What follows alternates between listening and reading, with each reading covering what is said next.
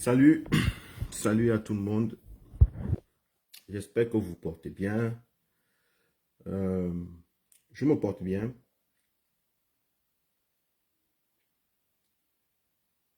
Bonjour, bon après-midi à tous mes amis. J'espère que vous partagez aussi. Il faut que je partage.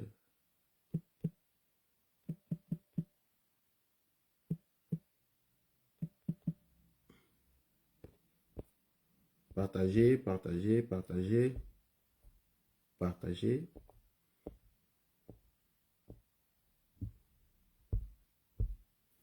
On ne va pas se mentir.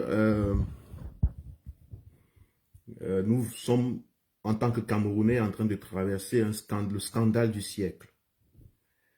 Euh, nos énergies sont actuellement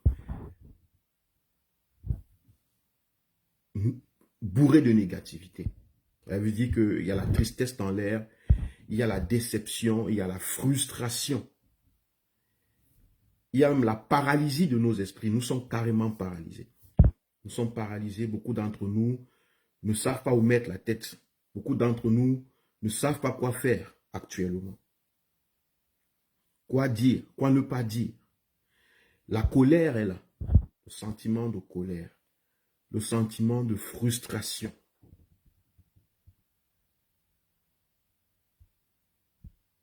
La haine est là. Mais la situation que nous sommes en train de traverser actuellement au Cameroun nous appelle à nous poser des questions. C'est aussi le moment d'intense méditation collective. Suite à la mort, au kidnapping et au décès, à la mort brutale provoquée du journaliste camerounais,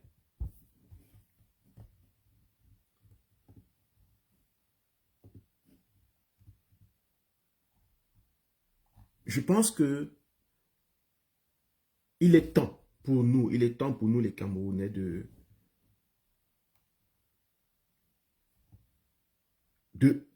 stopper un peu un seul moment. Qu'on s'arrête. Il est temps pour nous qu'on s'arrête pour un moment.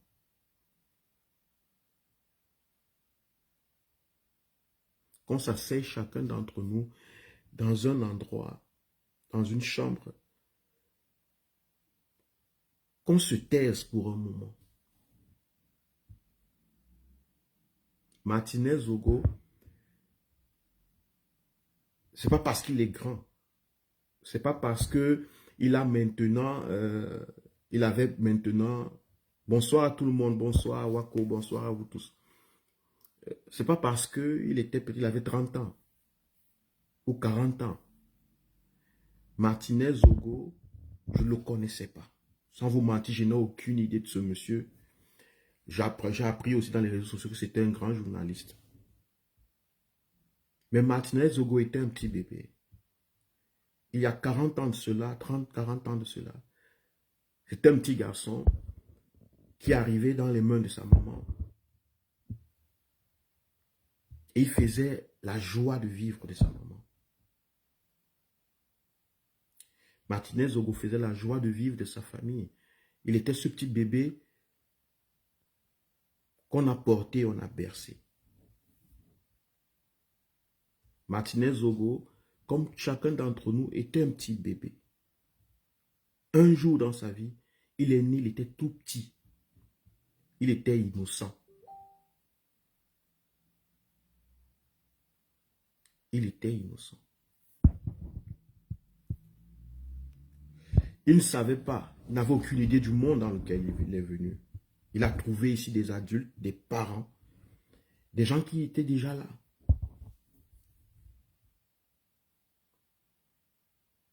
Qui lui ont montré comment on vit.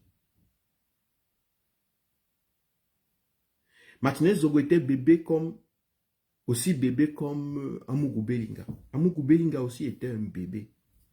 Il est arrivé entre les mains de sa maman et sa maman était heureuse, elle était fière d'avoir Amougou Belinga. la maman de Martinez Zogo, les parents de Martinez Zogo, dans les forêts équatoriales du Cameroun, chacune de ces familles qui ne se connaissaient même pas, chacune, lorsqu'elle voyait le petit garçon, Amougou Belinga, lorsqu'il voyait le petit garçon, Martinez Zogo, chaque parent avait un grand rêve, un espoir. On lui donnait à manger, il dansait, il faisait aussi les grimaces comme tous les petits enfants.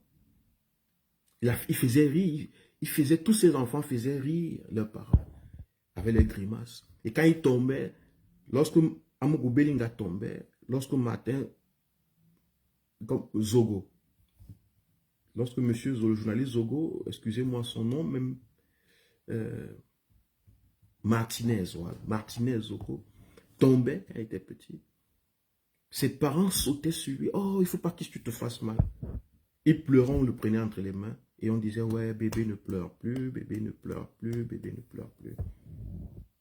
C'est la même chose qu'on faisait à Amougou Belinga. C'est la même chose qu'on faisait à Paul Biya.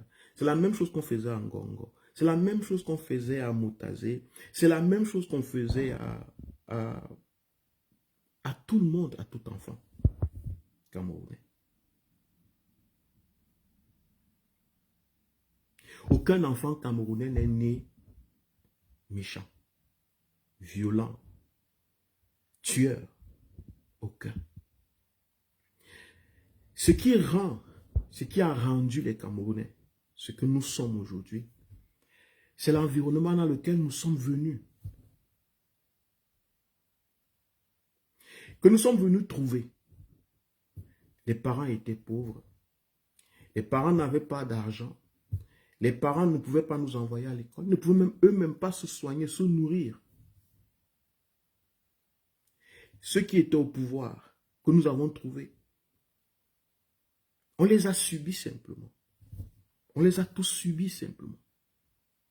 D'autres sont nés quand Idjo était là. Ils ont subi. Monsieur Biya, ils ont vu Monsieur Biya arriver au pouvoir. Ils ont subi. Elle dit que tout s'est passé dans leur vie comme un destin, comme une destinée, comme une fatalité. Dans cet environnement de fatalité, dans cet environnement aussi nocif, cet environnement hostile à la vie qu'est le Cameroun, depuis les indépendances, avant les indépendances, depuis l'esclavage, la colonisation, la néocolonisation actuelle, cet environnement nocif, cet environnement hostile à la vie, c'est dans cet environnement que nous avons grandi. Nous avons appris que on résout nos problèmes par la force. On prend tout ce qu'on veut avoir par la force. Par la force. C'est dans cet environnement que nous avons appris que quand on a une difficulté, on se défend par la force. Parce que les adultes qu'on a trouvés, c'est ce qu'ils faisaient. Les adultes que nous avons trouvés, c'est comme ça qu'ils résolvaient les problèmes.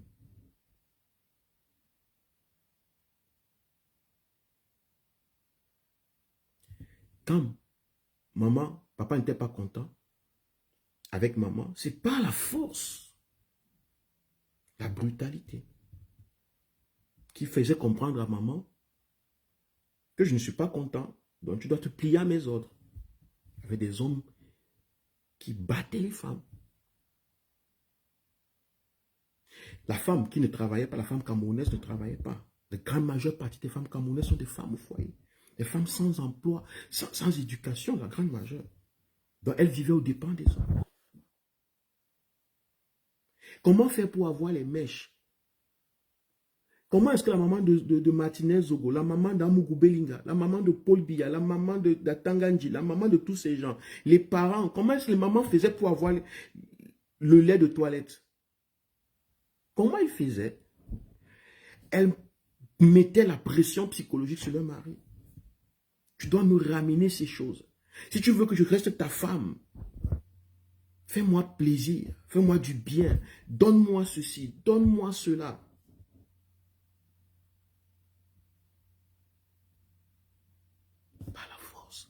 Et le pauvre Camerounais, le pauvre monsieur, le pauvre papa, quand il sortait de la maison, il allait exercer la violence pour avoir ce qu'il peut avoir. Puisque le système politique, les gouvernants n'avaient pas créé une atmosphère où les gens peuvent avoir ce qu'ils ont de manière humaine. Les gens peuvent devenir ce qu'ils sont appelés à devenir sans qu'il y ait trop de friction.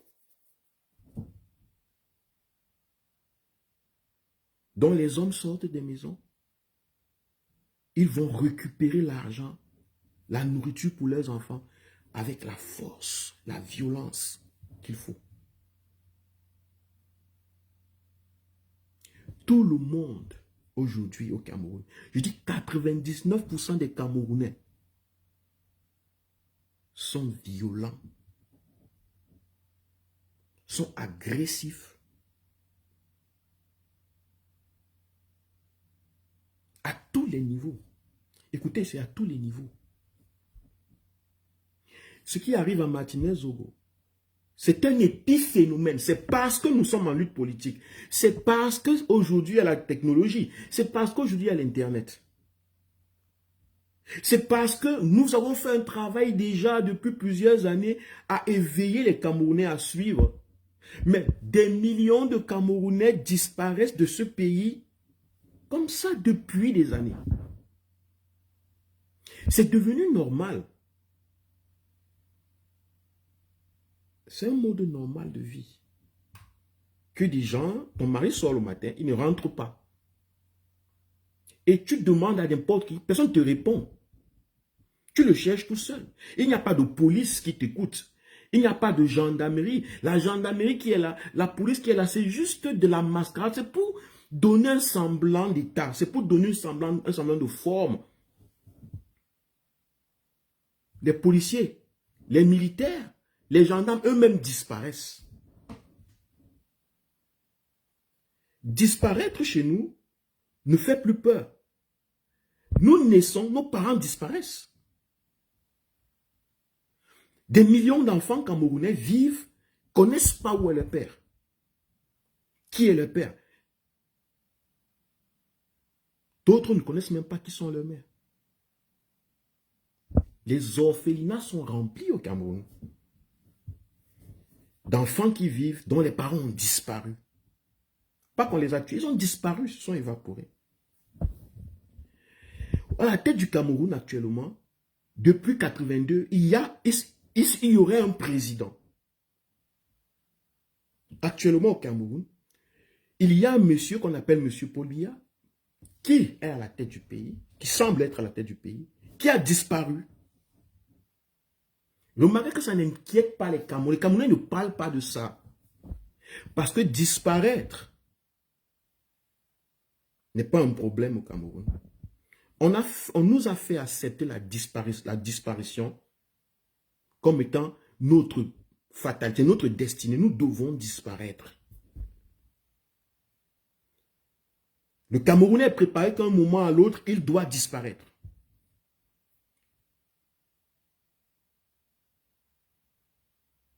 Donc la disparition d'un homme, d'une femme, d'un enfant n'inquiète pas le Camerounais. Ça ne nous inquiète pas. Oui, bon, quelques inquiétudes, quelques secondes. Oh, où est Zogo? Où est Bertinez Zogo? Bon, on compte qu'il rentrait, on l'a arrêté. C'est bon, ok. Oh, on va faire comment? On l'a arrêté, c'est ça. Voilà quelqu'un qui a eu des millions de followers. On nous a dit qu'au pays, on peut vivre au pays et s'en sortir. C'est ce que M. Biya a dit aux Camerounais. Qui peuvent vivre au pays et s'en sortir. Les réseaux sociaux sont venus. Les gens ont des millions de followers. Je m'adresse ici aux influenceurs, aux journalistes de la dernière heure, à toutes ces personnes qui se disent, bon, au Cameroun, il suffit d'avoir la popularité et ta vie va donner. Et tu seras heureux. Mais Martinez Zogo n'est pas le moins populaire des journalistes au Cameroun. Mais remarquez que sa disparition n'a même pas mobilisé plus de 100 personnes. La disparition de Martinez Zogo n'a pas les populations qui le suivaient du matin au soir.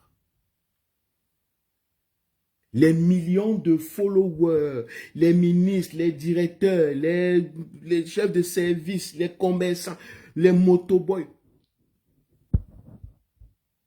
Il a fait 1 jour, 2 jours, 3 jours, 4 jours, c'est disparu.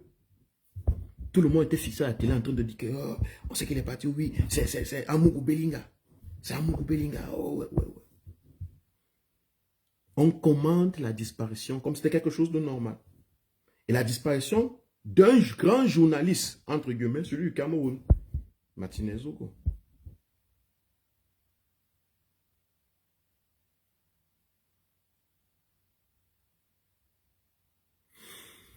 Un autre aspect de la mort de Martinez, ce que ça vient révéler,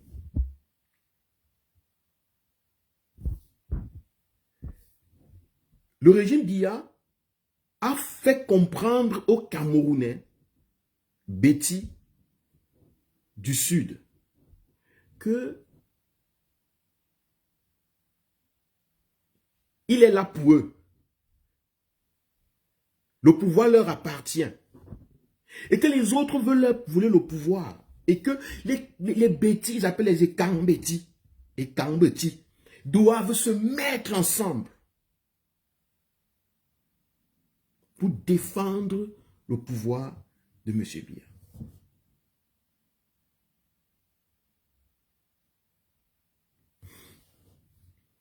Remarquez, ce n'est pas un Bamileke qui tue Martinez Zogo.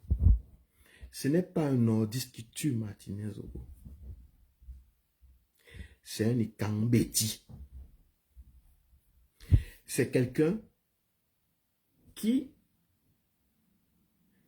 il a construit un immeuble et tout le monde disait ouais, il est l'homme le plus bêti, le plus riche. Il va aussi être les Abanékés sont jaloux parce qu'il a déjà son entreprise.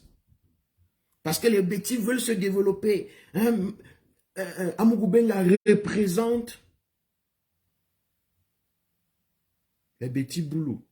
C'est un grand homme d'affaires.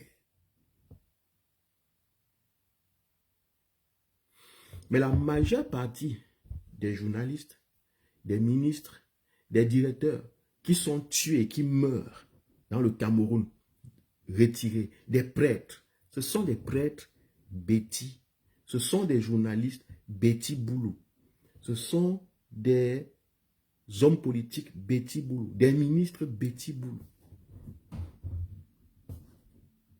tués par les Betty Boulou, qui leur vendent à chaque campagne politique que eux, ils sont là pour les protéger, pour leur bien. Les autres tribus du Cameroun veulent leur voler le pouvoir.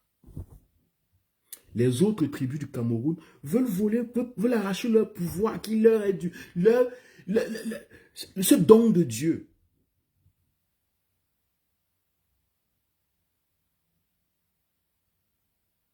Ce sont les bêtis qui tuent les bêtis. Regardez, c'est direct, ça n'a pas besoin de... Ce n'est pas du tribalisme que je fais ici. Je veux vous montrer, déconstruire le discours pour que les Camerounais, le peu de Camerounais du pays qui m'écoutent comprennent que les gens qui sont au pouvoir au Cameroun n'ont pas de sentiments comme vous pensez. Les sentiments que vous avez, ça ne fonctionne pas chez eux comme ça. Vous qui les encouragez, chaque fois qu'ils torturent un Camerounais, vous applaudissez. Vous ne dites rien. Vous défendez même. On vous a dit qu'on a pris des Camerounais dans leur maison. On est venu les chercher devant leurs femmes et leurs enfants, les mettre en prison, leur donner 7 ans. Vous avez dit, ah, c'est la politique. Je ne fais pas la politique.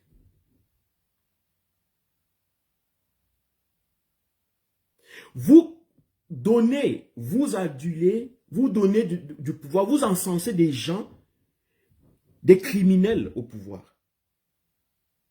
Vos élites sont des criminels. Vous les encensez. Vous dites que, aussi criminels qu'ils sont, ils seront criminels seulement envers les autres. Que la criminalité reconnaît. Qui est mon ami, qui ne l'est pas?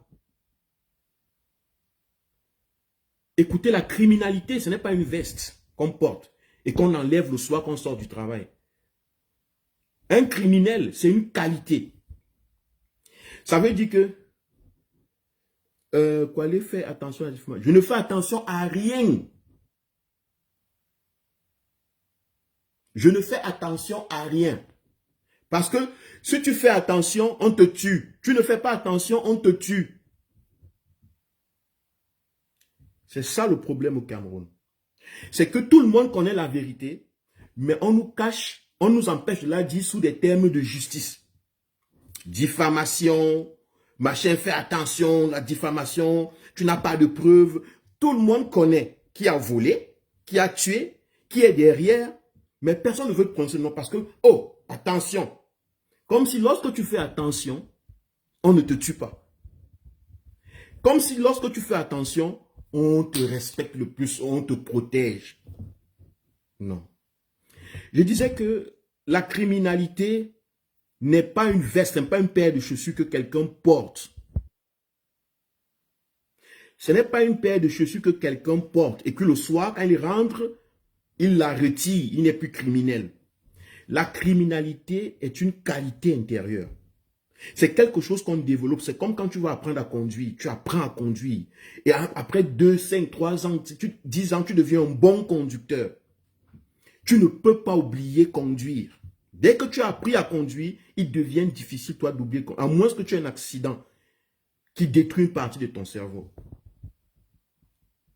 Et tu ne sois plus capable de te rappeler. Tu perds la mémoire. Donc, les criminels que vous soutenez au pays, au pouvoir, ne croyez pas que ils vont tuer les autres et ils vont vous protéger. Non, ils vont retourner ça contre vous. Parce qu'ils veulent tuer. C'est un besoin. Coco, pour les babas, je ne suis pas baba, je n'ai pas tué, je ne suis pas en train d'insulter quelqu'un. Ici, il n'est pas question de barbarie, Madame Coco Van. Il n'est pas question de barbarie ici. Donc, les discours là, ce sont des discours d'intimidation. Monsieur, les gars qui tuent, ils veulent tuer. Ils sont habitués à tuer, à faire mal. Ça veut dire que lorsqu'ils n'ont pas une proie, une personne en face à qui ils font mal, ils se retournent contre leurs amis. Ils n'ont pas d'amis.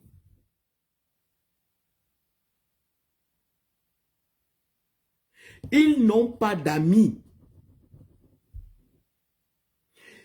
Vous pouvez avoir mangé ensemble. Nous sommes parfois qu'on mange un peu avec quelqu'un, puis on se dit, ouais, pourquoi je vais lui faire le mal? Eux, ils n'ont pas ça. Eux, ils ne fonctionnent pas comme ça. Ils n'ont pas d'amis. Ils ne se souviennent pas qu'ils ont mangé avec vous.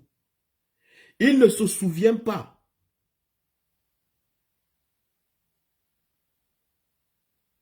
Le gouvernement ne rendra pas justice. Le gouvernement de M. Biya, sortez de ce leurre, ne rendra pas justice parce que c'est un gouvernement, en fait, ce gouvernement est comme ça. C'est un gouvernement criminel.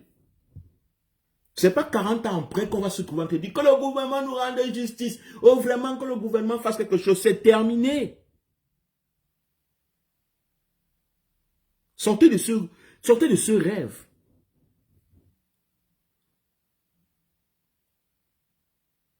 Plus de 40 ans, vous demandez de l'espoir, de vous donner espoir à quoi? La personne qui est à la tête du Cameroun n'a plus d'espoir. C'est quelqu'un qui a perdu tout espoir. Est-ce que vous comprenez? Il n'a plus d'espoir. Qu'on laisse le tueur ou les peuples s'occupent des tueurs. Écoutez, quand il n'y a pas la justice, les peuples deviennent la justice. C'est soit on laisse les tueurs comme on a l'habitude de faire, ou on se lève. Parce que les pleurnichards, oh ben le Zogo est mort, il en a tué, on l'a tué, machin. Tout ça là c'est une fuite avant. Nous connaissons qui sont nos problèmes dans ce pays. Nous connaissons qui sont ceux qui commandent ces choses et qui laissent faire. Ils sont tous des complices. Ça arrange le gouvernement de M. Biya que des gens soient tués de cette façon. Ça arrange M. Biya que les Camerounais soient tués de cette façon. Parce que tuer de cette façon traumatise, fait peur. Et pour durer au pouvoir, il faut faire peur. Il faut contrôler les gens par la peur.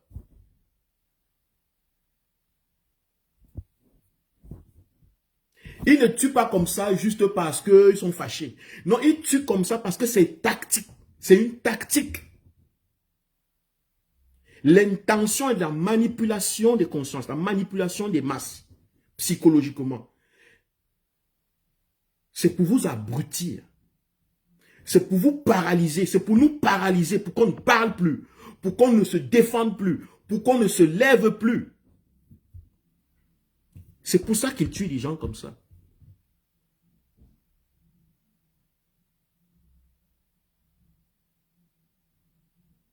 C'est une tactique qu'ils ont développée. Ils sont comme ça. Ils veulent rester au pouvoir à tout prix. Ils doivent vous tuer avec autant de brutalité.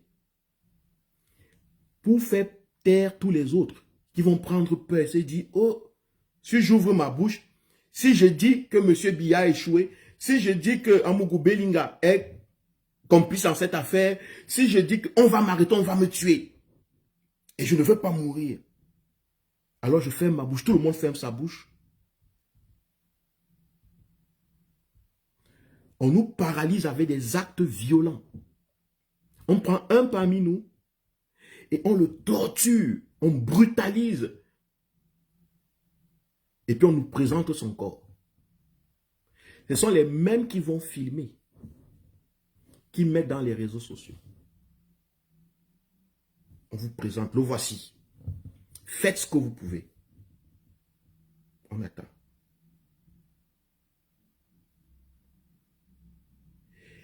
Et pourquoi on sensibilise vu que la dictature paralyse? On sensibilise pour sortir de la paralysie. On sensibilise pour que les populations comprennent que elles n'ont pas d'amis au pouvoir. Les dirigeants actuels du pouvoir ne sont pas leurs amis. Ils n'aiment pas vos enfants.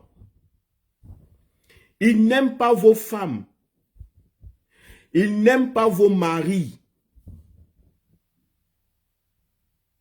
Au trop, ils les utilisent comme des objets. Ils leur font l'amour. Ils couchent avec vos maris. Ils humilient vos maris. Ils envoient vos maris tuer d'autres personnes. Ils envoient vos maris tuer vos enfants. Ils n'aiment pas vos maris. Ils n'aiment pas vos femmes. Ils n'aiment pas vos enfants. Ils n'ont qu'au foutre. Le régime de M. Biya. Tous ceux qui sont au régime de M. Biya, qui le protègent, qui le consolident, ils n'ont qu'au foutre de vous. Et aucun sauveur ne viendra. Écoutez, allez prier toutes les fêtes, toutes les prières. Allez faire toutes les prières musulmanes, chrétiennes, bouddhistes, les traditions, les rites traditionnels. Allez demander à vos ancêtres de vous protéger. Personne ne va vous protéger. Comprenez-le. Ça ne viendra pas. Aucun sauveur ne viendra sauver les Camerounais de cette barbarie, de cette sauvagerie, de ce petit groupe de personnes. Aucun sauveur ne viendra.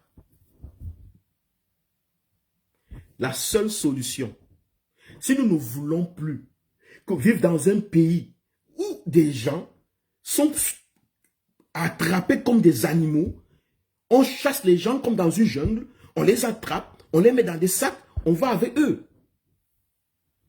Si nous ne voulons plus vivre dans un pays pareil, On n'a pas 4 solutions. Vous avez vos histoires de on va prier, vraiment, Seigneur, oh Seigneur, Zougui l'ont tué, oh, quelle méchance, c'était les pleurs là. Ça ne marche pas.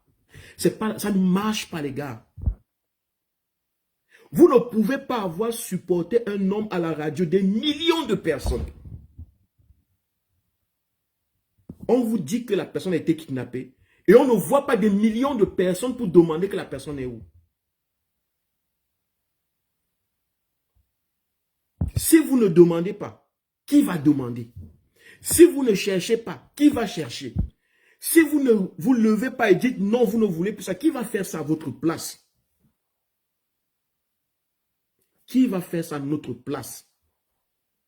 Si tout le monde se tait, si tout le monde a peur de la diffamation, si tout le monde a peur de dire quelque chose qui va lui porter préjudice, qui va faire ça à notre place?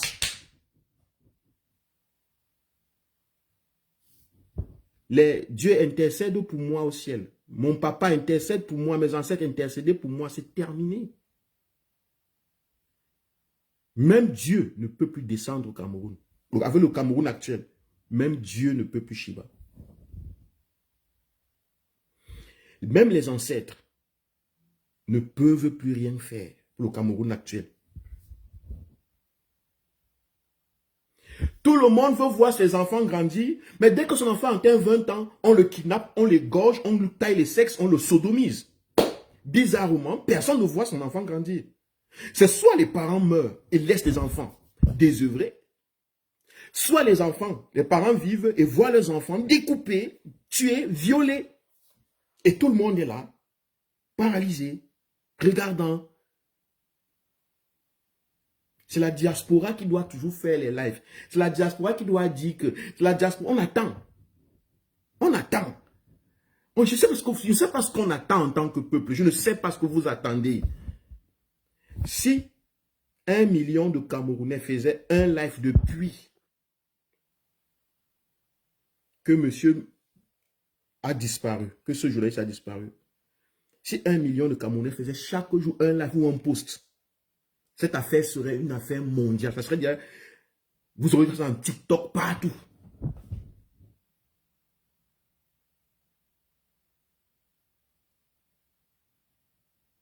Mais tout le monde se tait. Il était dans les clans, dans les groupes. Comment est-ce que les enfants camerounais ne vont pas se retrouver à être dans des clans et des luttes de clans? Comment on peut vivre au Cameroun sans appartenir à un clan? On ne veut pas que nos enfants soient dans les clans. Oh, le clan Ngongo, le clan ceci, le Rose-Croix, la franc-maçonnerie, le clan catholique, le clan chrétien, le clan musulman, le clan évangéliste, le clan... Comment on veut que nos enfants vivent libres alors qu'on crée un pays où les gens ne peuvent que vivre dans les clans? On leur en veut, on en veut à nos enfants d'avoir été dans un clan. On les condamne parce qu'ils ont voulu survivre, d'avoir été dans un clan. Est-ce qu'il est possible de vivre au Cameroun hors des clans?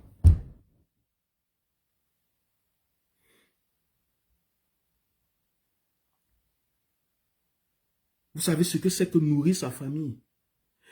Donner le pain quotidien à ses enfants.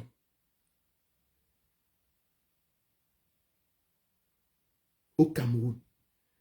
Soigner sa maman, soigner son papa.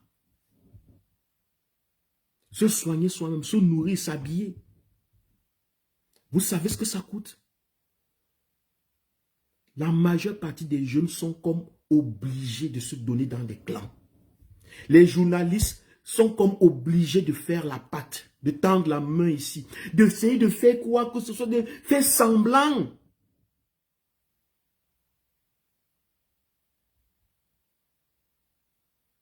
Parce que le régime de M. Biya a gouverné les Camerounais, a créé un pays où les gens n'ont pas la capacité d'être libres, de faire, de devenir ce qu'ils peuvent devenir.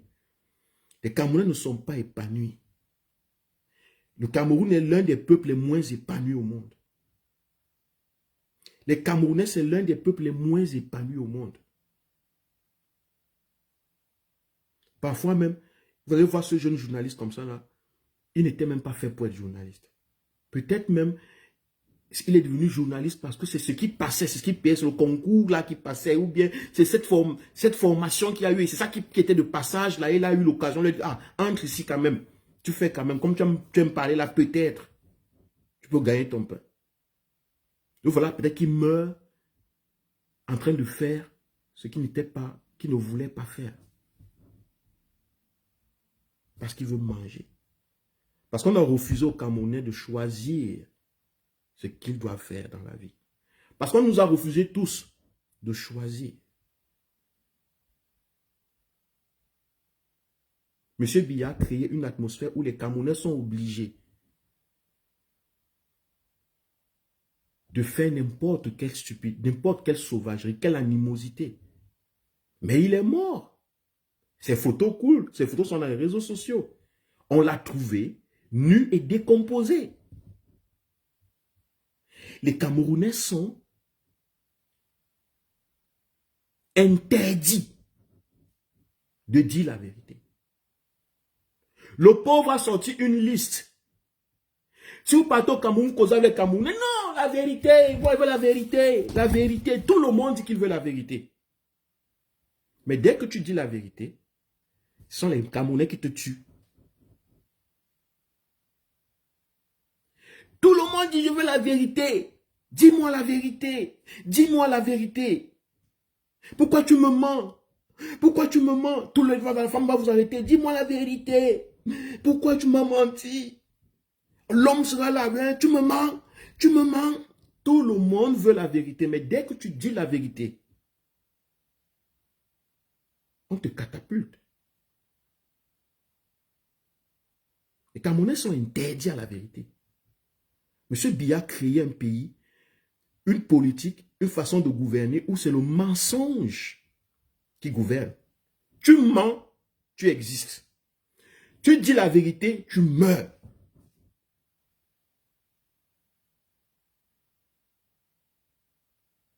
Mais ils sont tous des catholiques, hein?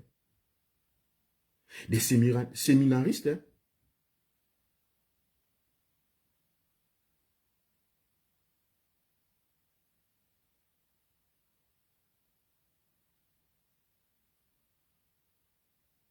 Au Cameroun, quand tu es petit, tes parents te disent, c'est ta bouche là qui va te tuer.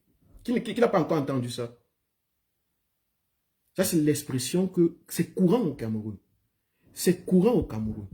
Vous causez, vous parlez, et puis ta maman te rappelle qu'il faut fermer souvent ta bouche là. C'est ça qui va te tuer dans ce quartier. N'est-ce pas, non? Tu causes avec ta maman. Toi aussi, tu bavardes trop. Pourquoi tu as dit ça? Maintenant, voilà, ils ont les problèmes. C'est ta bouche là qui va te tuer. On a cultivé la peur du parler. On a cultivé la peur de dire, d'exposer, de dire la vérité. Tu mens, tu survis au Cameroun. Tu te tais, tu survis. Quand tu subis dans le silence, tu vas survivre. On va te tabasser, te priver d'eau, te priver d'électricité, te priver d'éducation, te priver de travail. Tant que tu es silencieux, il n'y a pas de problème. Tu survis. Mais tu tentes de dire la vérité. La vérité que tout le monde suit dans les églises, dans les chapelles. Tu tentes de la dire. On te tue. Parce que M. Biya n'aime pas la vérité. Le Cameroun, les Camerounais, vous souffrez parce que vous avez refusé la vérité. Parce que vous préférez tourner la tête, faire autre chose. Demandons justice pour Zogo. La justice pour Zogo n'existe pas. La justice de M. Zogo ne viendra pas. Demandez à qui? Il n'y aura pas de justice pour Zogo. Aucune société nationale ou internationale, aucune ONG, aucune, je ne sais pas quoi. Le gouvernement de M. Biya ne connaît pas la justice. La justice, c'est la prise de conscience d'un peuple. La justice, c'est l'éveil d'un peuple. La justice, c'est l'action du peuple contre ces tyrans. C'est ça la justice. Bonsoir à tout le monde. La justice, c'est l'action d'un peuple contre le tyran, contre ceux qui les tuent, qui les méprisent. C'est ça la justice. Quand dans un pays, il n'y a plus de justice, le peuple doit se faire justice. C'est un droit, c'est comme ça. Il n'y a pas une autre façon. Parce qu'ils vont vous tuer comme ça, encore beaucoup plus.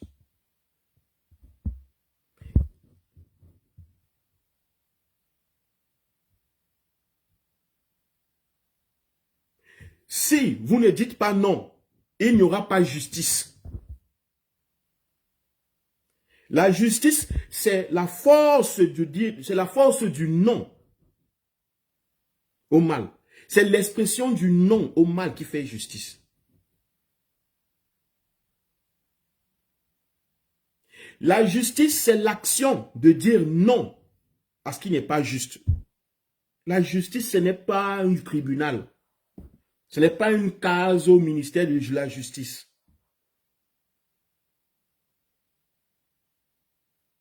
Ce n'est pas une case, ce n'est pas un ministère, ce n'est pas un ministre. Ce n'est pas un ministre adjoint ou bien je ne sais pas quoi. La justice, c'est d'être capable de dire non à un acte injuste. En tant qu'individu et en tant que peuple, collectivement. C'est ça la justice.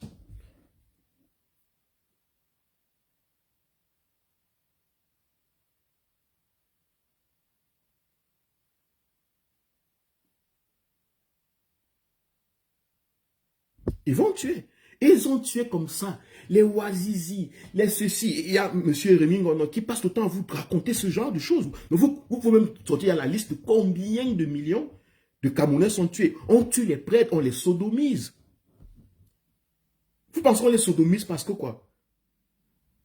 Pourquoi on les tue si brutalement? C'est pour créer la peur. Parce qu'ils veulent rester au pouvoir, ils veulent dominer par la peur. Ils sont obligés de commettre des actes effroyables.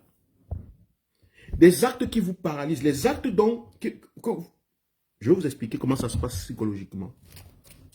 Vous avez déjà vu des vidéos de prank qui circulent dans les réseaux sociaux. Elles sont très psychologiques. Je veux dire que pour ceux qui lisent, qui apprennent la psychologie, vous allez comprendre. Ce sont des vidéos très, très, très profondes. Parce qu'elles permettent de comprendre les êtres humains, leur comportement. Remarquez, il y a des pranks, n'est-ce pas? Un jeune homme vient, un monsieur est en train de manger, et le jeune homme ramasse la nourriture du monsieur, il part.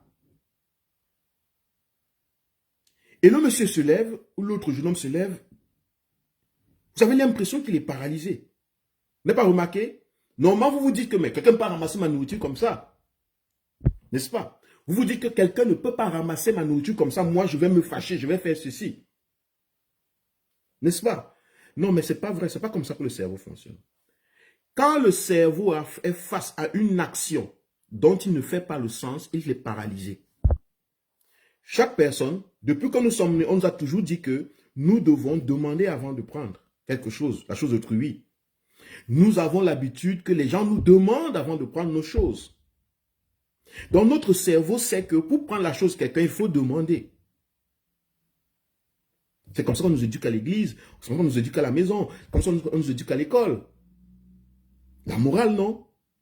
Bon, maintenant, quand un acte immoral est commis, très souvent, notre cerveau ne fait pas sens. Donc, pendant un moment, nous sommes paralysés. On essaye de faire sens. Comment on peut prendre ma nourriture? Ce moment-là, c'est un moment de paralysie. C'est la même chose qu'ils font. Ils passent le temps à vous entrer dans les églises, dans les écoles, à la maison, on vous dit ne vole pas, ne tue pas, ne ment pas, ne vole pas, ne tue pas, ne ment pas, ne vole pas, ne tue pas, ne ment pas, ne vole pas, ne tue pas, ne ment pas. En même temps, ils tuent brutalement. Vous êtes paralysé. Vous savez que quelqu'un a disparu. Votre cerveau ne fait pas sens. Comment quelqu'un peut disparaître? Vous restez paralysé, vous regardez. Et c'est dans cette paralysie qu'ils gouvernent. Voilà pourquoi ils ont besoin d'enchaîner des actes immoraux, des actes qui sont des contre-valeurs. Ils ont besoin de les enchaîner parce que s'ils stoppent un moment, s'ils stoppent ces mauvais actes, vous allez maintenant commencer, votre cerveau va commencer à faire, ah donc il a fait le mal et vous allez vous lever. Donc ils doivent tout le temps vous paralyser avec des actes immoraux, des contre-valeurs. Tout le moment vous bombardez de ça. Pour que votre cerveau s'habitue à la paralysie. Vous allez dans un peuple qui, 20 ans, 30 ans, 40 ans, ne sait plus agir, ne sait plus se défendre. Il a perdu toute capacité de se défendre. Au moins, ou du moins, la grande majeure partie de ses capacités à se défendre. Maintenant qu'ils savent que ils sont en train de mettre le gré à gré sur place, sur pied, leur patron de la criminalité est en train de partir, qu'est-ce qu'ils vont faire? Ils sont obligés de créer des actes horribles, puisque la vérité va sortir au fur et à mesure. À la fin du pouvoir de M. Biya, la vérité va sortir. Les gens vont commencer à dire, puisque les gens savent dire que M. Biya c'est fini, les gens vont commencer, vous allez voir des émissions où les gens commencent à beaucoup parler. Ce sera aussi les moments où ils vont beaucoup tuer, mais brutalement. Parce qu'ils auront envie que cette vérité ne sorte pas.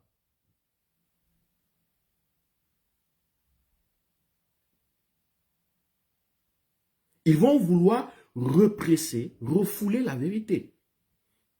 Ils seront plus barbares. J'avais déjà fait un live, plusieurs lives aussi, je vous disais que quand les moments de changement arrivent, les gens deviennent fous. Lorsque les moments de changement arrivent, ceux qui sont contre le changement, ils ont deux solutions. Soit ils se suicident, soit ils perdent la boule. Parce que c'est leur monde qui s'écroule. Leur cerveau n'arrive pas à faire sens au nouveau monde, au nouveau Cameroun, à la nouvelle façon de vivre. Ils vont bientôt perdre le pouvoir.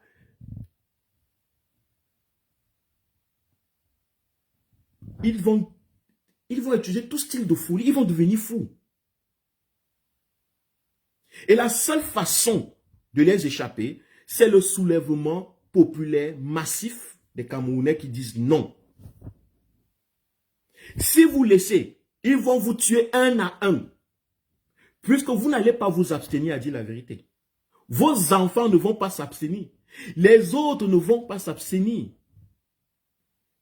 Quand un régime tombe, quand le changement arrive, les gens ont soif de dire la vérité. C'est comme s'ils avaient un truc qu'ils ont gardé depuis longtemps. Imaginez que vous étiez dans un bus.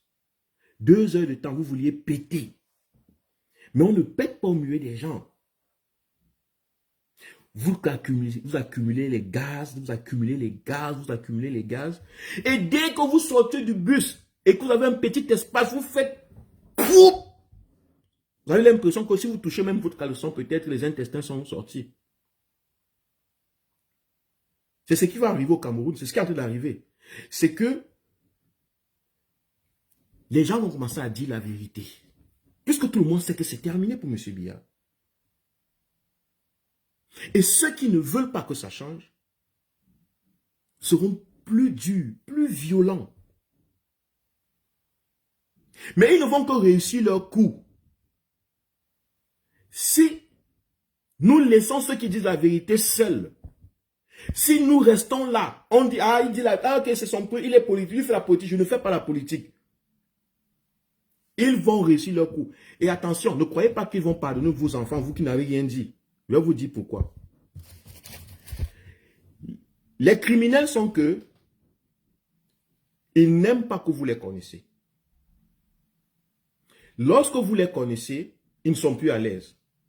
Puisque un les a dévoilés, ils savent que vous connaissez qu'ils sont des criminels. Donc même vous, ils se méfient de vous, qu'ils restent tranquilles. Écoutez, les criminels sont que ils tuent. Ils détruisent celui qui dit la vérité. Et vous vous dites, ah non, comme je n'ai rien dit, comme je n'ai rien fait, je ne me suis pas levé, je ne fais pas la politique, rien ne va m'arriver. Je vous dis donc, vous vous trompez. Parce que les criminels, ils n'aiment pas qu'on les connaisse, qu'on connaisse qu'ils sont des criminels. Ils n'arrivent pas à vivre avec ça parce qu'ils veulent vivre avec leur... Ils peuvent vivre avec leur mauvaise conscience. Mais ils n'aiment pas la mauvaise réputation. Qu'est-ce qu'ils font? Dès que vous les avez dévoilés comme voleurs, criminels, tueurs, ils savent que ceux qui se sont tués savent qu'ils sont des voleurs tués au quartier. Ils savent. Donc, ils vous regardent, c'est que quand ils passent, vous savez, oh, le gars, c'est un volé. Le gars, c'est un voleur. Quand il passe, vous attachez, vous arrêtez vos sacs. Ça le frustre en plus. Qu'est-ce qu'il fait? Il vient vous tuer, vous voler. Tue vos enfants, il vole. C'est comme ça que ça marche. Donc, ceux qui pensent que ils vont s'en sortir dans le Cameroun parce qu'ils se sont tués, c'est que vous ne connaissez pas le mal, comment le mal est. C'est que vous ne connaissez pas le mal. C'est que vous ne connaissez pas ce que c'est que le mal. Sûrement, vous avez une connaissance très subjective et superficielle du mal dans vos petites Bibles, dans vos petits cahiers. Le mal n'a pas de limite. Le mal n'a pas de limite. Ce qu'ils ont fait à Bertinel Zogo, ce qu'ils font à plusieurs Camerounais depuis, ça n'a pas de limite. Ce qui est limité, c'est le bien. Je vais encore vous expliquer. Prenons par exemple l'obscurité et la lumière. Pour ceux qui voyagent, ou bien pour ceux qui regardent Google, Internet et tout, faites un peu la vision de Google Maps. La nuit. Vous regardez New York la nuit. Vous allez constater que depuis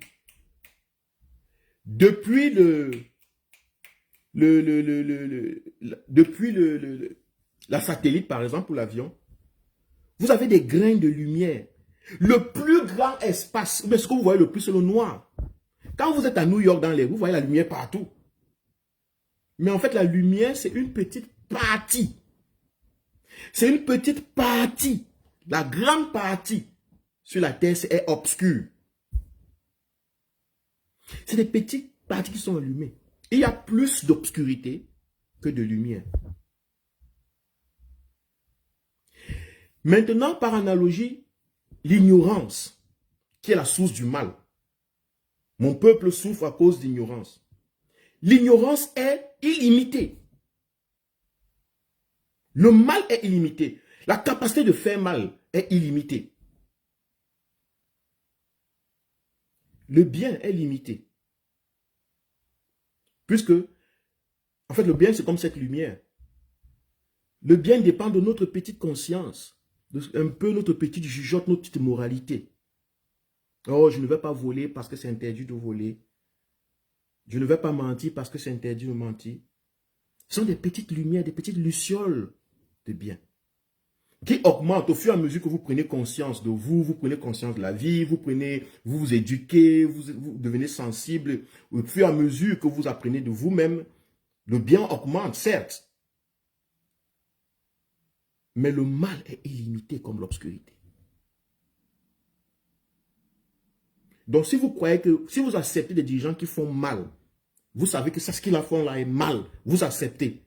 Sachez que ça va vous arriver vous-même. Ils vont le faire à vous, à vos enfants, à vos femmes, à vos maris.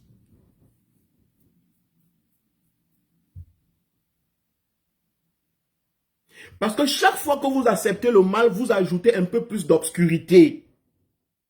Chaque fois que chacun d'entre nous fait le mal, qu'est-ce qu'on fait? On éteint un peu plus de lumière.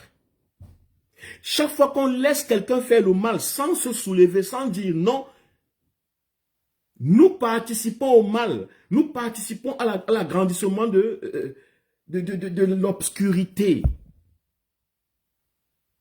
Qui peut voir son enfant coucher comme Zogo et être content? Qui? Qui peut mettre son enfant au monde, Même si l'enfant il est vieux comme moi, ma grand-mère souvent là-bas, que quand elle m'appelle ou bien quand on cause, même ma maman, elle m'appelle son enfant. Un vieux gars de 43 ans, comme moi. Elle m'appelle son enfant.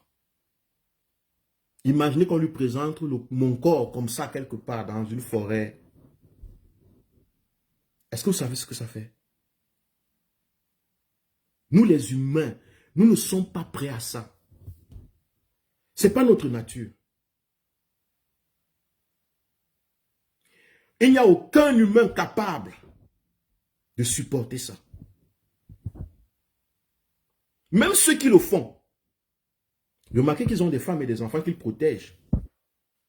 Ils tuent même souvent les enfants des autres juste parce qu'ils se disent qu'ils protègent les leurs. Donc ça veut dire que même eux, ils savent qu'aucun être humain ne peut accepter ça. Pourquoi nous laissons ces gens faire des choses que nous ne pouvons pas accepter pour nos propres enfants, à nos propres enfants? Pourquoi nous faisons aux autres les choses que nous ne pouvons pas nous-mêmes accepter qu'on nous fasse?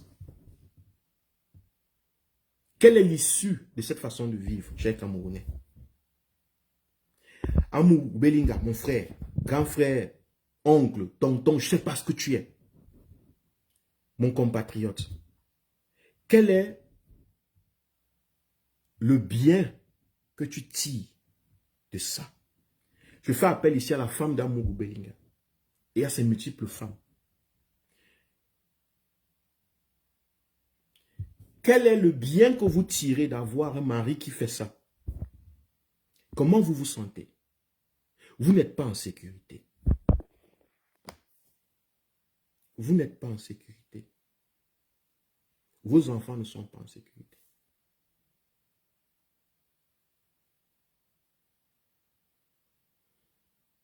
Ils vont faire ça à vos enfants. Un homme qui est capable de commanditer de telles choses pour les enfants des autres, il va faire ça à ses propres enfants. Il va faire ça. Il va vous faire ça.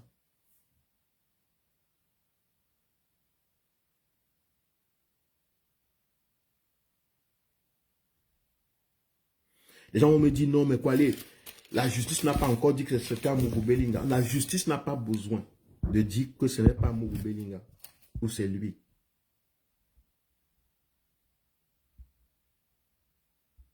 Il y a ce qu'on appelle l'intuition. C'est une partie de l'intelligence. On nous interdit d'être intuitifs. Voilà pourquoi on nous a envoyés à l'école. Et à l'école, on nous a dit que dans l'épreuve, on a cherché à mettre dans nos têtes qu'on devienne simplement cartésien. On a oublié le côté intuitif de notre intelligence. On sait tous intuitivement qui a fait ça. On n'a pas besoin de preuves. Nous connaissons. Nous sommes des êtres intelligents. Nous sommes des êtres vivants. Il y a des crimes que tu n'as pas besoin de preuves pour accuser le criminel. Tu sais. Tu le ressens. Parce que la vérité est intuitive. C'est une expérience personnelle. Donc ne restez pas là à vous dire non, bon, on n'a pas encore les preuves, on ne peut pas accuser, on ne peut pas. Non, ce n'est pas une question de ne peut pas accuser, parce que le temps là, vous ne l'avez pas. Le temps de dire que vous attendez les preuves, vous n'allez pas, vous ne l'avez pas et vous n'aurez jamais les preuves. Il y a un monsieur qui a été jeté dans un océan ou bien dans un lac quelque part, et il a dit je suis dans l'eau. On a laissé un bout de papier, je suis dans l'eau.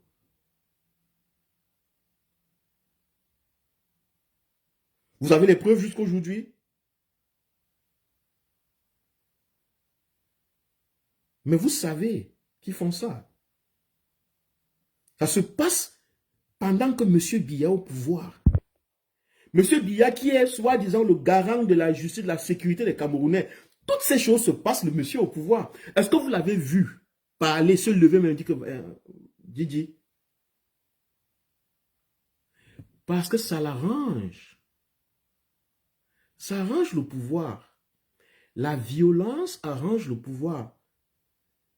Propager la peur dans la société, ça sert les dictatures. Ils doivent commettre ça de cette façon. Donc n'attendez pas que quelqu'un vous dise la vérité. Vous connaissez la vérité. Vous connaissez la vérité et elle va vous affranchir. Si vous la reconnaissez, elle est là. Vous savez qu'ils font ça. N'attendez pas la justice. Vous êtes en tant que peuple, en tant que citoyen, la justice. On dit, oh, les citoyens ne se font pas justice. Mais oui, les citoyens ne se font pas justice quand ils vivent dans un endroit, dans un pays où la justice fonctionne. La justice collective fonctionne. Où les institutions fonctionnent. Dans un endroit qui fonctionne comme une jungle, les citoyens sont la justice.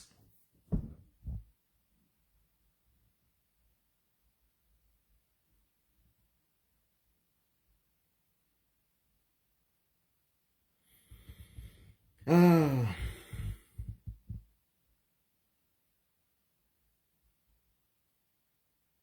Les Camerounais ont pris goût à tuer les Camerounais, à tuer les êtres humains. Comme on tue les bêtes, les poules, les cochons. C'est comme ça qu'on tue les êtres humains. Oh, il a sorti la liste des sociétés et pour cela, je dois le tuer.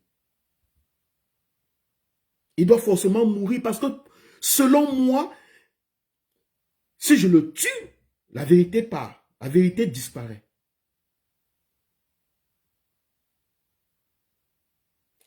Si je le tue, ce ne sera plus moi le voleur.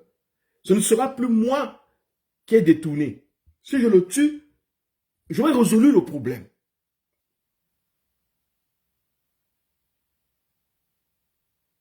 Voilà comment les gens pensent. Qu'on résout les problèmes en tuant ou en muselant les autres. Monsieur Biya pense pareil. Il a passé tout son gouvernement à faire ça. Pendant tout son régime, c'est ce qu'il faisait. Il muselle tout le monde qui voulait parler. Parce que pour lui, c'est comme ça qu'on résout les problèmes nationaux. On tue, on emprisonne, on incarcère, on écrase. Parce que lorsqu'on les a incarcérés, on les a muselés, pour lui, les problèmes sont terminés. C'est des gens qui ont des mentalités d'Autriche. C'est des gens qui ont des cerveaux de volaille. Ces gens qui sont au pouvoir, ce sont des gens qui ont des cerveaux de volaille, des coqs.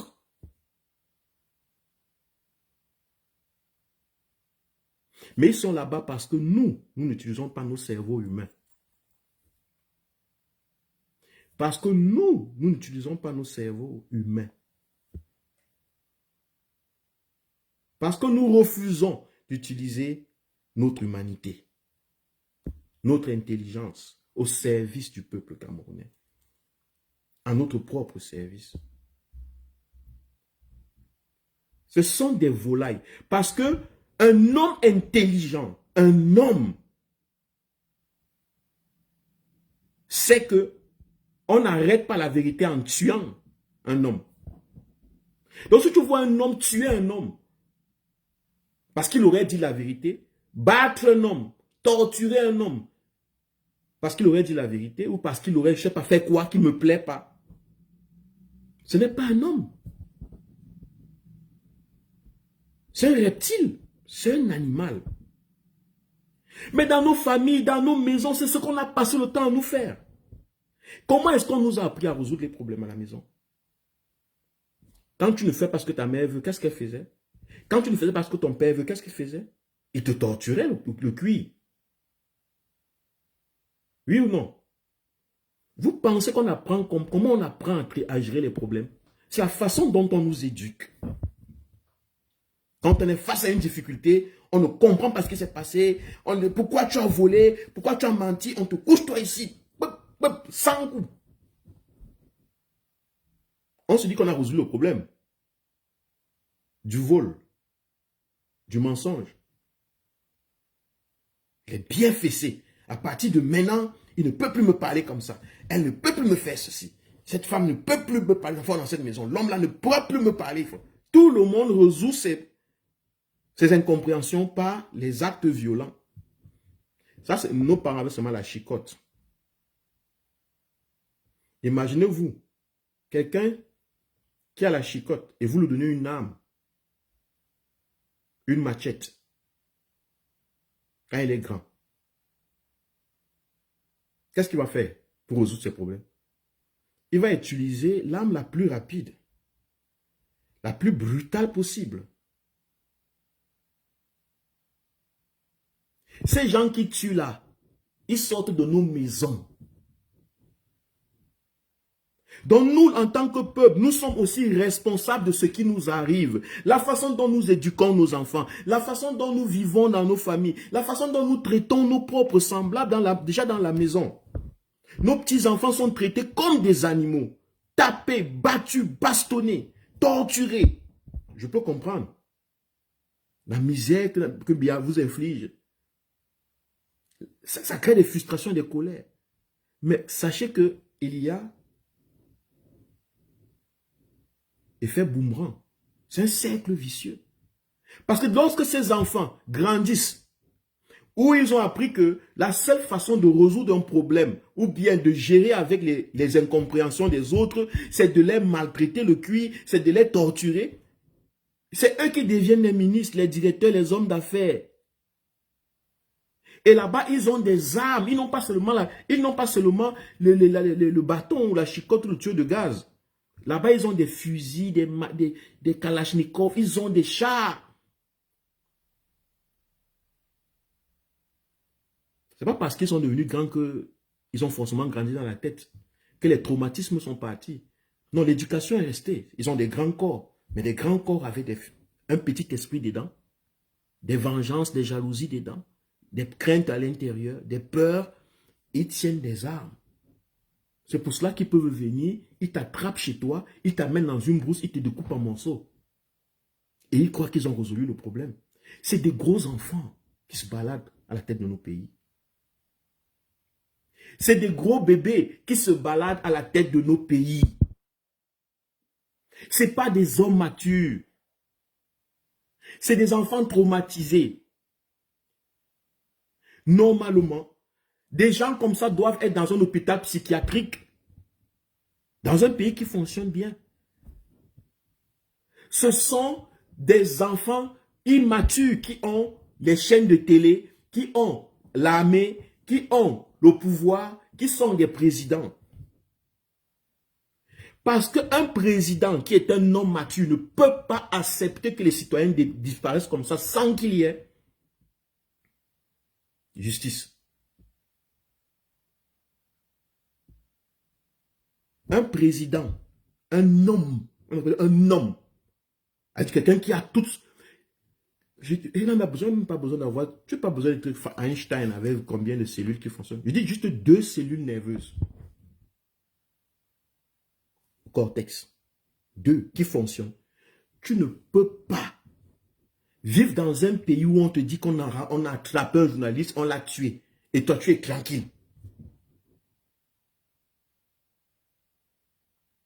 Tu ne peux pas aller arrêter un homme chez lui, devant sa femme et ses enfants, et tu le tortures. Tu ne peux pas. Parce que tu es un homme. Tu ne peux pas brutaliser un homme parce que tu es un homme. Vous voyez un pays où les hommes brutalisent les hommes. Les soi-disant hommes brutalisent les autres hommes. Il dit, s'il y avait H et grand H, les êtres humains, les hommes. Les hommes attrapent les hommes, brutalisent les hommes. Vous voyez comment on tape sur une femme. Vous voyez comment un monsieur tape sur une femme. Vous voyez comment on tape sur les enfants. Vous voyez comment on tape sur les hommes. On entre chez vous, on prend votre mari, on donne 7 ans. Ça, ce n'est pas les hommes, ça c'est la jungle, ça c'est les animaux. Et ceux qui laissent faire, ce sont des animaux. Ceux qui laissent les animaux être les chefs en République, ce sont les animaux.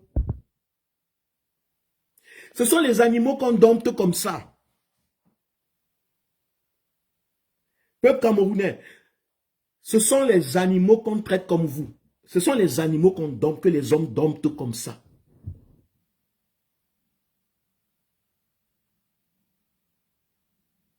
La façon dont vous êtes traités, jeunes Camerounais, peuple camerounais, la façon dont on vous tue, on vous emprisonne, on vous maltraite, on vous prive d'eau, d'électricité, de nourriture, d'école, d'avenir. C'est comme ça qu'on traite les animaux dans une usine, dans un hangar, je ne sais pas où. Parce que les hommes n'accepteront jamais ça. Parce que les hommes ne pourront jamais faire ça à un autre homme. Le pays est dirigé par des animaux. Quand je dis animaux aussi, ce n'est pas qu'ils ont 4 pattes, qui marchent à 4 pattes. Je dis des gens dont le cortex, le cerveau ne marche pas, ça ne marche pas bien.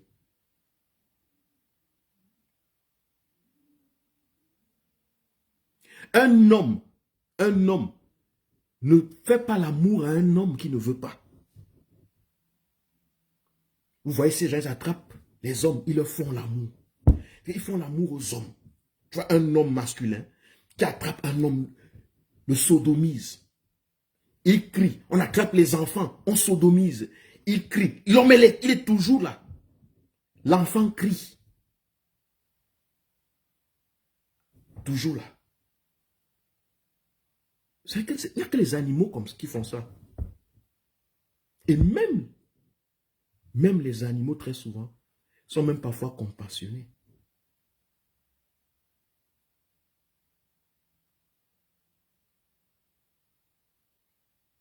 On veut créer, M. Biya et sa gouvernance a créé une société de criminels, une société de crimes. Ça veut dire que les enfants de Martinez Zogo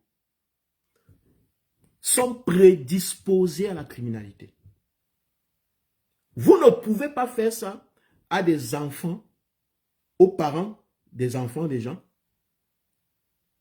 Oui, aux parents des enfants. Et espérer avoir des générations. Est-ce que vous comprenez le plan de ces gens? Ces gens sont en train de détruire le Cameroun pour au moins encore 50 ans. Il faudra au moins 4 générations de la famille de Martinez Zogo pour sortir, pour se nettoyer de ce traumatisme.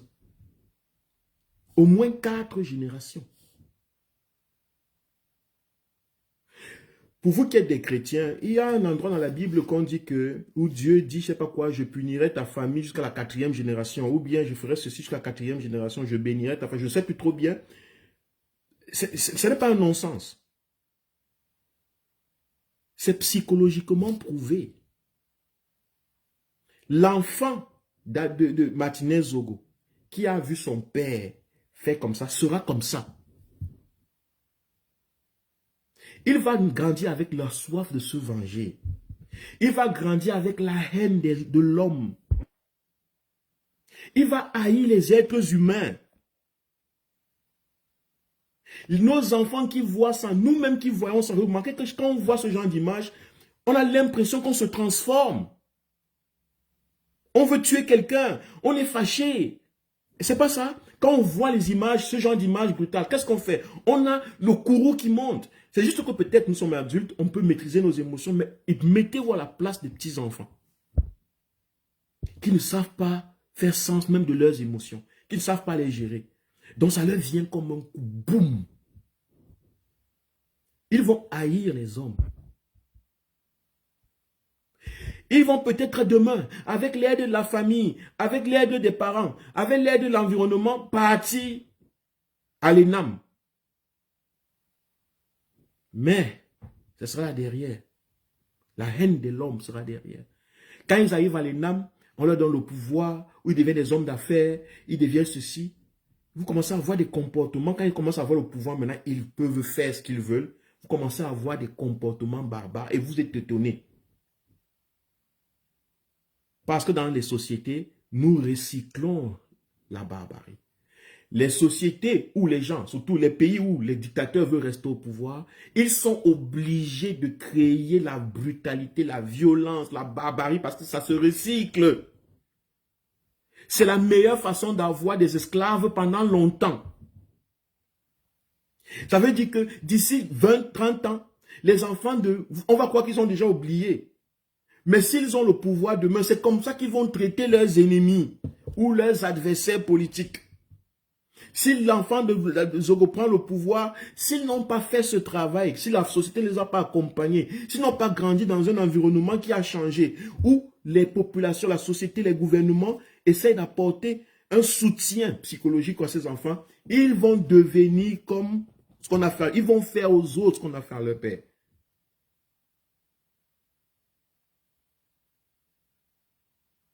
Et ainsi de suite. Est-ce que nous ne voyons pas le mal que nous nous faisons en tant que peuple, en tant que nation, en tant que citoyen? On prend les gens, on va tuer. La façon dont on les tue même, vous pouvez même prendre une balle, vous mettez à la tête de quelqu'un, dignement. Vous l'amenez quelque part, vous le sodomisez, vous lui tapez des barres de fer, vous l'écrasez. Il faut qu'il soit carrément embouilli pour que vous ayez l'impression que vous l'avez tué. Quelle sauvagerie! Vous êtes trop en colère. Vous avez le pouvoir, l'argent.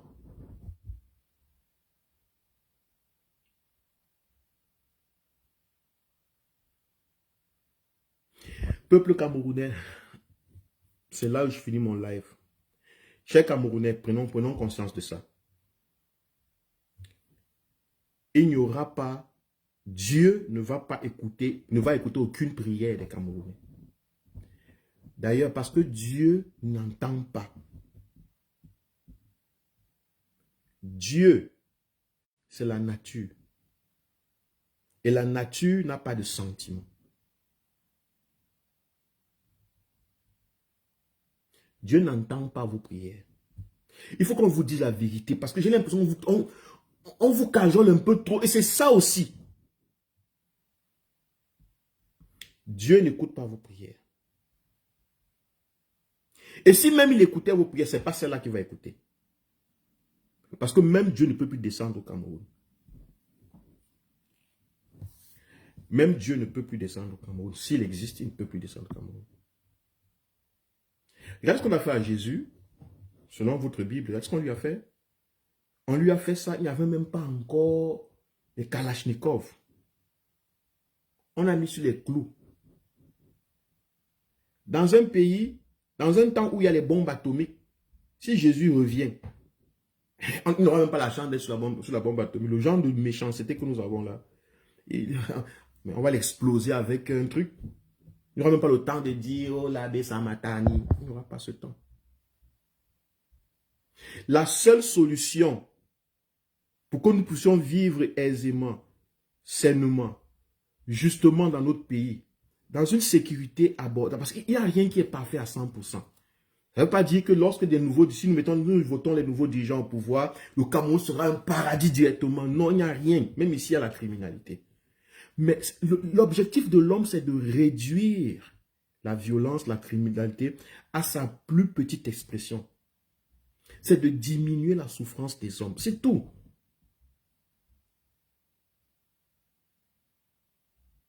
Donc, il ne s'agit pas ici de dire, ah, ça ne va rien changer. Tu veux nous dire que, alors même n'importe qui vient, il y aura toujours les criminels. Oui.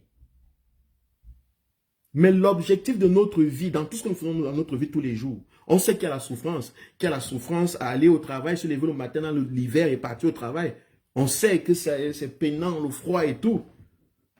Mais on met les habits, on met les couettes, on met je ne sais pas quoi, les maisons et chauffage. C'est pour réduire la souffrance humaine à sa minimale expression.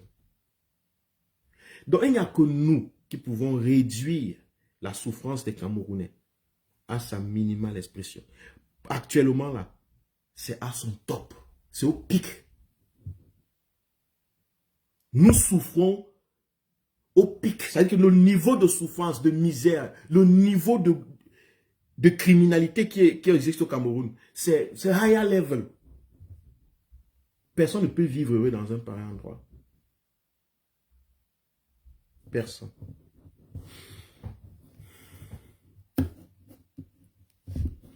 Et vraiment, l'âme de Zogo ne va pas reposer en paix de Martinez Zogo. Son âme ne reposera pas en paix. Même si nous souhaitons. Malheureusement, c'est une vérité qu'on ne vous dit pas. Il est impossible que l'âme d'un homme qui a été tué de cette façon repose en paix. Parce qu'avant de mourir, il a été angoissé. Il est mort dans une atroce souffrance. Il a traversé toutes les émotions négatives. Donc, quand il meurt, son esprit part avec ses émotions. Parce que ces émotions construisent son esprit. C'est-à-dire que l'esprit, c'est la construction de notre mental. Et notre état, nos hormones, nos substances du corps, c'est elles qui construisent les qualités d'esprit que nous devenons. Si tu meurs de manière atroce, en agonisant, ton esprit part avec l'information de l'agonie.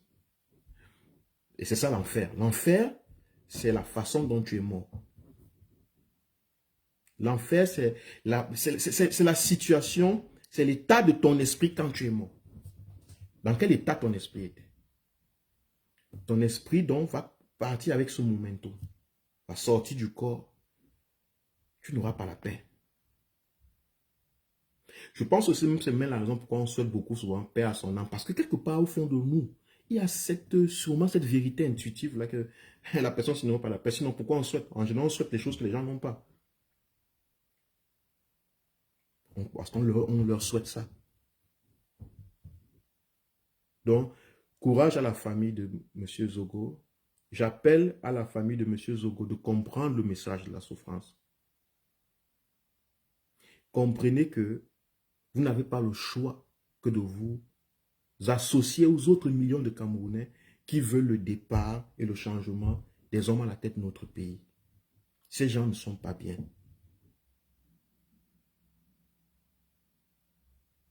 Ils vont venir vous proposer des grands deuils. Ils viendront avec l'argent parce que l'assassin revient toujours sur le lieu du crime. Ils vont vouloir venir laver leur conscience. Ils vont vous donner des millions pour faire les grands deuils. Mais c'est pour que vous vous calmez. C'est pour vous adoucir. C'est pour vous amadouer. Parce qu'ils cherchent encore à faire ça à vous propres, aux enfants qui restent. C'est tout ce que je peux dire. Donc vraiment, je suis désolé que ce genre de choses se passent encore dans mon pays. Et c'est pour ça que moi aussi, je suis contre. Je suis vraiment politiquement contre la gouvernance de M. Biya. Total, je dis vraiment, corps, âme et esprit, je suis contre. Parce que selon moi, ce n'est pas une gouvernance faite par des hommes. J'ai plutôt l'impression que nous sommes à la tête du Cameroun, il y a des reptiles.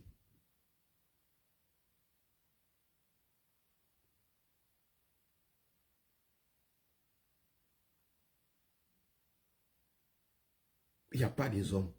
Parce que les hommes ne font pas ça aux hommes. Les hommes ne font pas ça aux autres hommes. Les hommes sont les seuls animaux qui ont la capacité d'être compassionnés, d'avoir ce qu'on appelle la compassion.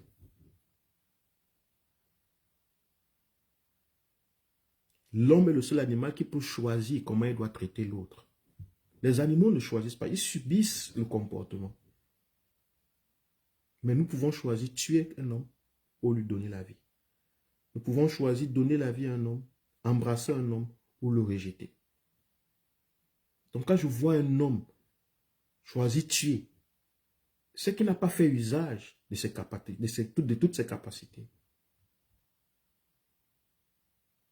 Parce que je n'ai jamais vu où tuer quelqu'un a résolu un problème. Je n'ai jamais vu ça. Je n'ai jamais vu. Je ne le dis pas parce que peut-être j'ai peur de la mort ou bien que je veux que vous ayez peur de la mort. Non, au contraire. J'ai plutôt peur de mal vivre. Je n'ai pas peur de la mort, mais j'ai peur de mal vivre.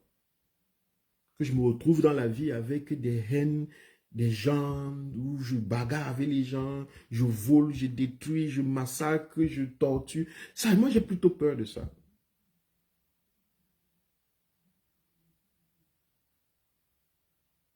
J'ai plutôt peur de mal vivre. Pas de mourir, mais mal vivre. Vivre en acceptant le mal. Non, j'ai peur de vivre et voir quelque chose mal et dire oui, c'est bien. J'ai peur de ça. Ça me hante, ça me ronge. Je ne dors pas.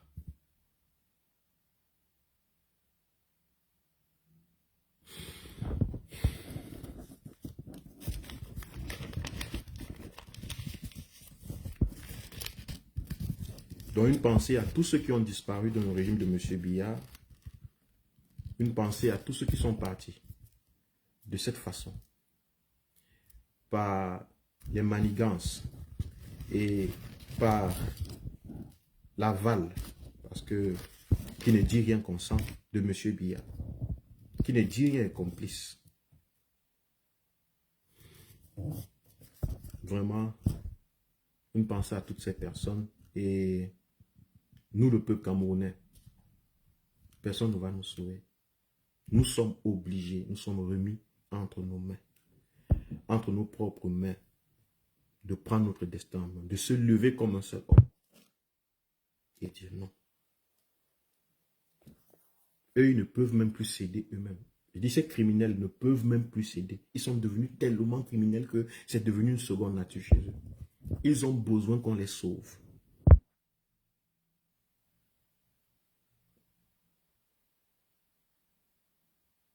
Ils ont besoin qu'on les sauve. Qu'on les sauve. Ils ont plus besoin de nous maintenant. Jésus ne viendra pas.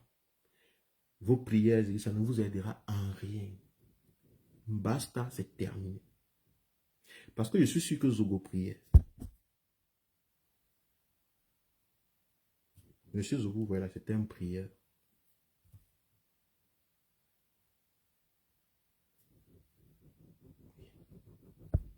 Parce que tout se passe ici. La vie, c'est ici. C'est ici qu'on doit prendre les actions. C'est ici qu'on doit dire non. Stop. On ne vous veut plus. C'est nous qui devons rendre justice à Zogo. Ce n'est pas Dieu. Dieu ne le fera pas.